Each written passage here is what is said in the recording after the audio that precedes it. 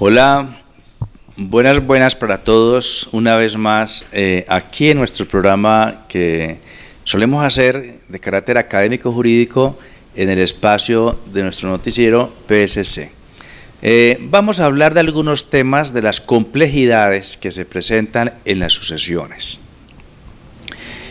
Plantearemos tal vez en estos breves minutos tres hipótesis.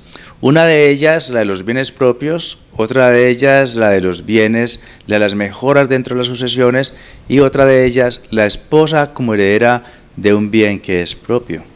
Entonces, en primer lugar, generalmente cuando una persona se casa y tiene unos bienes y no adquiere más bienes adicionales a esos que ya tenía antes de casarse, la esposa no puede heredar.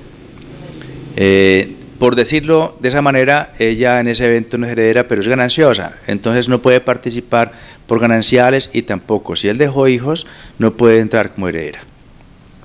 Entonces, a manera de ejemplo, Pedro Pérez tiene unas fincas antes de casarse, esas fincas valen 2.000, 3.000 millones de pesos, y se casa con Pepita Pérez, y entonces Pepita Pérez, después de que él muere, le quedan a él unos hijos, y estos hijos entran a reclamar la sucesión. Pepita Pérez también comparece, y los hijos la sacan, dicen: quítese de acá, usted no puede reclamar, porque los bienes que dejó mi papá eran bienes adquiridos antes de casarse con usted, no entran a ser parte del haber de la sociedad conyugal. En consecuencia, Pepito Pérez dejó esos bienes y nos pertenecen a nosotros como hijos. La esposa no entra allí en gananciales. No estamos hablando de porción conyugal, que es otro asunto distinto, pero a nivel de sociedad conyugal no entra a participar en sociedad conyugal, es decir, no entra. Lo que normalmente debería acontecer es que si esos bienes hubieran sido adquiridos en la vigencia del matrimonio, la mitad de esos bienes serían de ella, pero como en este caso fueron adquiridos antes del matrimonio, no tiene derecho a esa mitad y ella se queda por fuera. Algunas preguntas que omitimos nosotros como abogados en nuestros consultorios es preguntarle a la señora: ¿estos bienes que él dejó fueron objeto de algunas mejoras? Es decir, me refiero a que le hayan construido casas, finca, casa, establo, piscinas, lagos de pesca.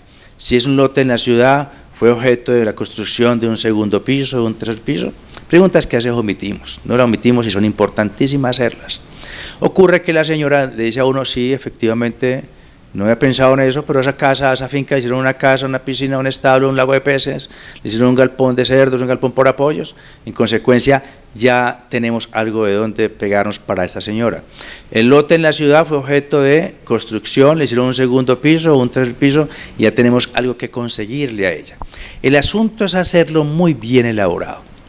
Cuando el asunto de la reclamación de ella es por mejoras, no basta con valorar las mejoras a través de un perito, sino que adicionalmente a valorar esas mejoras hay que hacer un avalúo conjunto, porque lo que el Código Civil establece es que ese valor haya influido en el mayor valor de la propiedad.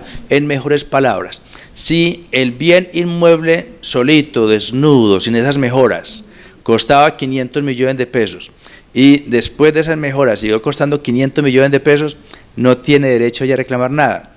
La operación hay que hacerla muy bien con el perito desde un principio, para que a ese bien le haga el avalúo de lo que costaría sin las mejoras y con las mejoras. A manera de ejemplo, sin las mejoras el bien costaba 500 millones de pesos y con las mejoras adquirió un valor de 800 millones de pesos.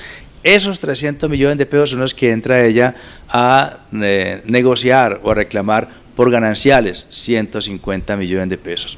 Allí está el asunto de saber hacer muy bien el trabajo. Ahora, hemos creído que el mayor valor que obtiene el bien por el paso del tiempo incrementa la sociedad conyugal. No, la Corte o la jurisprudencia ha sido muy clara en que no hace parte de esta sociedad conyugal. El otro asunto que se presenta es en la representación y transmisión.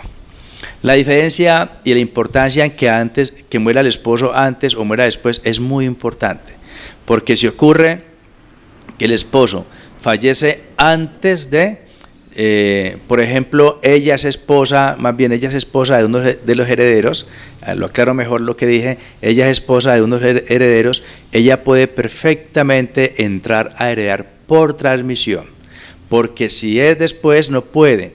¿Por qué razón? Porque ella por representación no entra. A veces creemos, de manera ejemplo, deja el Señor 4 hijos y en el evento de que haya representación, y la situación se dé por representación porque murió después de, antes de, en este evento ella no entra a heredar, le heredan a él los hermanos. Es decir, los hijos cogen la herencia, o los hermanos que quedaron cogen la herencia del hermano que falleció, si él no dejó hijos. Empero si es por transmisión, ella sí entra a heredar por transmisión y dice, qué pena, el Señor murió primero, después murió el hijo, él no reclamó la sucesión de su padre, yo entro por transmisión a heredarlo a él, hasta el punto de que aún si la esposa llega a morir en ese evento, la suegra entra a heredar porque hereda a su hija. Hay una cadena de herederos.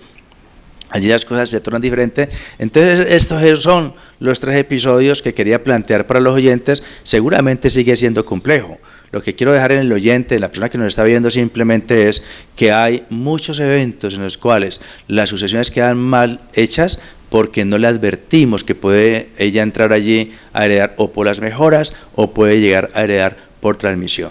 Son temas de mucha importancia. Nos encontramos en el próximo programa en nuestro espacio noticiero. Hasta pronto.